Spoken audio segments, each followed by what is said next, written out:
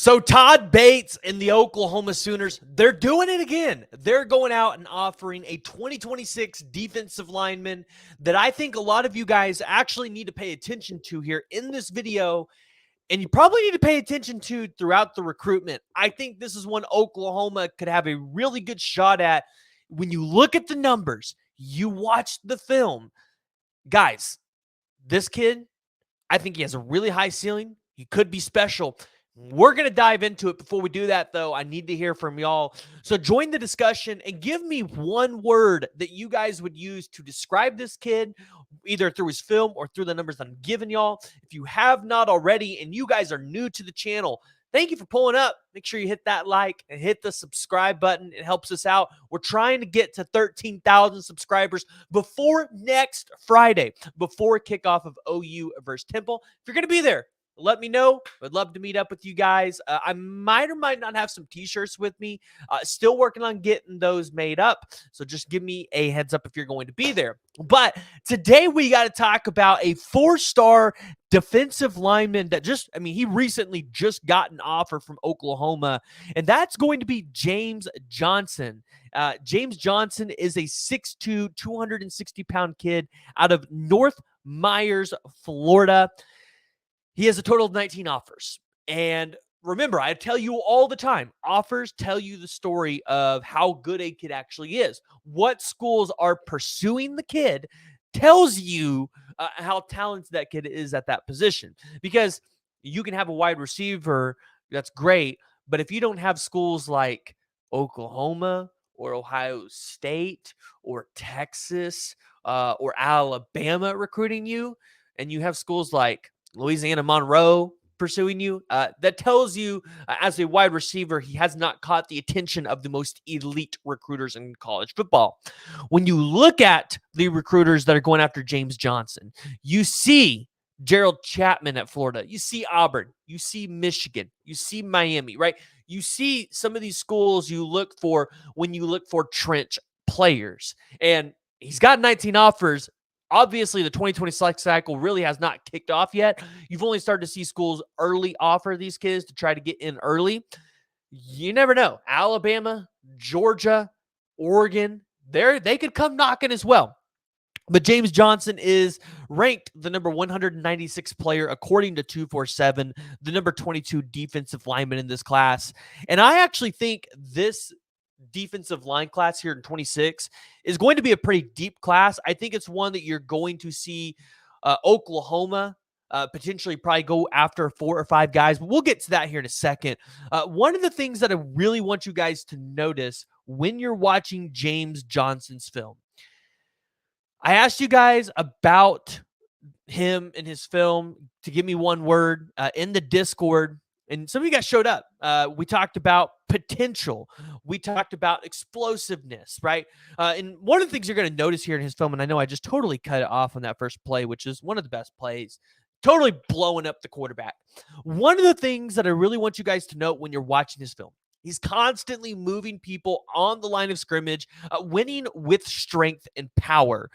When you watch his film, you notice his ability to quickly shed the blockers and get into the backfield, whether that's getting to the ball carrier or getting to the quarterback. And then again, he's using that strength that we just talked about to collapse pockets and apply pressure.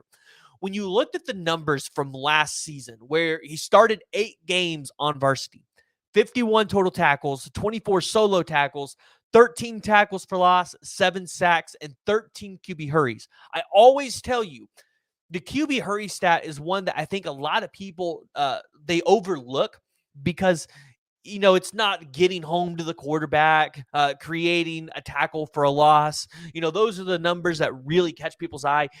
QB hurries, I think, are just as important because it shows how much you're able to get in there, apply the pressure, collapse the pocket, get the quarterback, things like that. So the thing is, if he's able to refine his technique, stop playing super high, I think he's got a super high ceiling. I think this is a guy that I think he can be a top 100 player. I'm not going to say he's going to be a 5-star kid because that's kind of a hard evaluation to go out there and give somebody.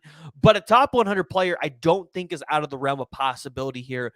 When you look at his recruitment early, though, obviously being a kid out of the state of Florida, the Gators have gotten 3 unofficial visits.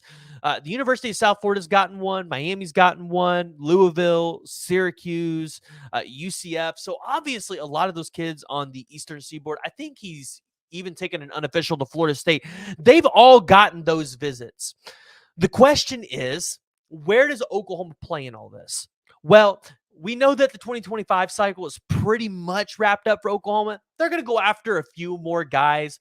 They might try to go after and flip a couple people, but I think you're really going to start to see the staff apply pressure and really going after some of these 2026 kids that they really want. And I think James Johnson is going to be high on Todd Bates' list. And shoot, with his motor, with his ability, this is definitely somebody that might be high on Brent Venables' list to be able to go out there and grab.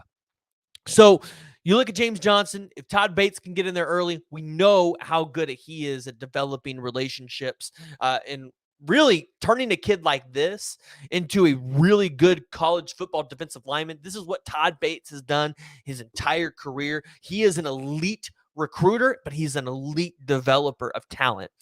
So looking at the 2026 cycle, and I'm going to leave the film up here for you guys to continue to watch him. But looking at the 2026 cycle here, looking at some of the guys that Oklahoma's going after on the interior, we can talk about defensive ends too, but you're looking at a guy like Kevin Ford Jr. is listed as interior. He's more of an edge guy for me because of his size.